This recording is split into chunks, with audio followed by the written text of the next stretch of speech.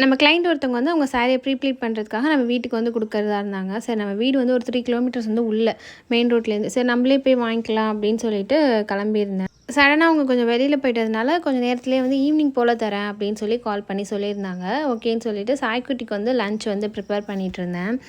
லஞ்சுக்கு வந்து அவனுக்கு கேரட் ரைஸ் மாதிரி பண்ணிடலாம் அப்படின்னு சொல்லிட்டு தான் ரெடி பண்ணேன். கொஞ்சமாக நல்லெண்ணெய் ஊற்றி கடுகு ஜீரகம்லாம் நல்லா பொரிஞ்சதும் வெங்காயம் போட்டு நல்லா வதக்கிக்கணும். வெங்காயம் வதங்கினதும் நான் வந்து திருவி வச்சுருக்க கேரட்டை வந்து அதில் போட்டு நல்லா வதக்கிட்டு கொஞ்சமாக வந்து தண்ணி வந்து ஆட் பண்ணிக்கிறேன். வீட்டில் எல்லாருக்கும் வந்து சாம்பார் வந்து அம்மா ரெடி பண்ணியிருந்தாங்க. கொஞ்சமாக பருப்பு வந்து தம்பிக்கு தனியாக எடுத்து வச்சுருந்தாங்க. அந்த பருப்பையுமே கொஞ்சமாக அதில் நான் ஆட் பண்ணிட்டேன். இதோட கொஞ்சமாக சாதத்தை வந்து நல்லா மசிச்சு அவன்கிட்ட கொடுத்துட்டா நல்லா சாப்பிட்ருவான். அவனுக்கு கேரட் ரைஸ்னால் வந்து ரொம்பவே பிடிக்கும். ஜீரக தண்ணி வந்து ஒரு வாரமாக வந்து போட்டு குடிச்சிட்ருக்கேன். அதில் வந்து நிறைய ஹெல்த் பெனிஃபிட்ஸ் இருக்குது. அப்புறம் வெயிட் லாஸ்க்கெலாம் வந்து நல்லா ஹெல்ப் பண்ணும் அப்படின்னு சொல்லி பார்த்தேன். சரி நம்மளும் ட்ரை பண்ணலான்னு சொல்லிட்டு அது போட்டு வச்சுட்டேன். கூட வந்து வெந்தயமும் சேர்த்துக்கிட்டேன். ஈவினிங் போல் கஸ்டமர் வந்து சாரியை வந்து கொடுத்துட்டாங்க.